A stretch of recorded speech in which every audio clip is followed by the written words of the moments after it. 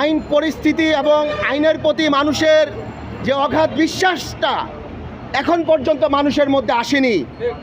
তবে আমি বিশ্বাস করি আমাদের এই মাঠে আর্মি বাহিনী নেমেছে, ওনারা যদি পুলিশকে সহযোগিতা করে এবং আর্মির সর্বোচ্চ পাওয়ার কাজে লাগিয়ে নিরীহ মানুষকে বাঁচানোর জন্য ওনারা সর্বোচ্চ চেষ্টা করবেন।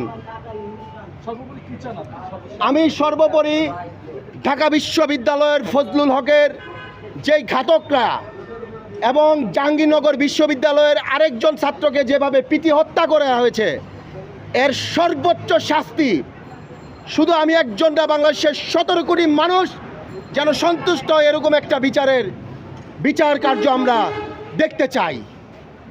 আমরা জানি যে সেটা হচ্ছে 24-এ যে গণপরিষদের ছাত্র জনতার মাধ্যমে হয়েছে এবং অন্তর্বর্তীকালীন সরকার কিন্তু গঠন হয়েছে, সেই সরকার হাতে এখন দায়িত্ব। কিন্তু বিভিন্ন জায়গায় আমরা দেখতে পাচ্ছি ছাত্র সমাজ বা ছাত্র নামধারী কিছু লোক বিভিন্ন অঘটন ঘটাচ্ছে, মুভের নাম করে যে কাউকে ছাত্রলীগ ট্যাগ দিয়ে পেটানো হচ্ছে। একটা সাধারণ ছাত্রকে হয়তো ব্যক্তিগত এদেশের কারণে হয়তো বা ট্যাগ দিয়ে পেটানো হচ্ছে। এই বিষয়গুলো আসলে কতটা ভয়ানক বলে মনে করেন? এই বিষয়টা আপনার 2008-9 সালের ক্রস ফায়ারের মতো আমার কাছে মনে হয়। যখন আমি দেখেছি 2008-9 সালে আপনারাও জানেন, কক্সবাজারে আপনারা দেখছেন যে একটা ফোন লিকেজ হয়েছে, একটা নিরীহ মানুষকে, সে মাদকের ব্যবসা করে না কিন্তু তাকে ক্রস ফায়ার দিয়ে মারা হয়েছে। তো আমি মনে করি 2008-9 সালে যেভাবে মিথ্যা ক্রস ফায়ার দিয়ে মানুষকে গণহত্যা করা হয়েছে, এখন দেশ স্বাধীন হওয়ার পর নিরীহ মানুষকে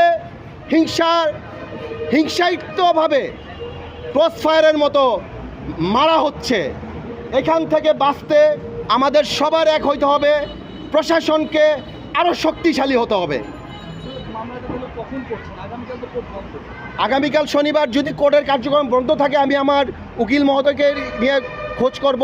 যদি বিশেষ কোর্ট বন্ধ থাকে, আমি অবশ্যই রবিবার সকাল 10টায় আদালত প্রাঙ্গণে এই মামলা করার জন্য হাজির হব ইনশাআল্লাহ। আমি রাষ্ট্রের পক্ষে, রাষ্ট্রের একজন নাগরিক হিসেবে রাষ্ট্রের পক্ষ হয়ে, তোফাজ্জলের পক্ষ হয়ে মামলা করছি।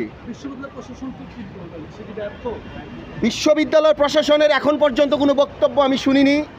তবে আমার এই বক্তব্যের পর বিশ্ববিদ্যালয়ের প্রশাসন, বিশ্ববিদ্যালয়ের ভিসি মহোদয় যদি কোনো বক্তব্য দিয়ে থাকেন, তারপর এটা নিয়ে আমি কথা বলতে পারবো, কিন্তু এখন পর্যন্ত আমি ওনার কোনো বক্তব্য শুনিনি। দায় কি এড়াতে পারে কিনা বিশ্ববিদ্যালয় প্রশাসন? অবশ্যই পারে না। আমি মনে করি আমি রাসেল মিয়া কেন প্রেস ক্লাবে আসবো? আজকে প্রেস ক্লাবের সামনে সাংবাদিকদের সামনে কথা বলার দরকার ছিল ঢাকা বিশ্ববিদ্যালয়ের ভিসি মহোদয়।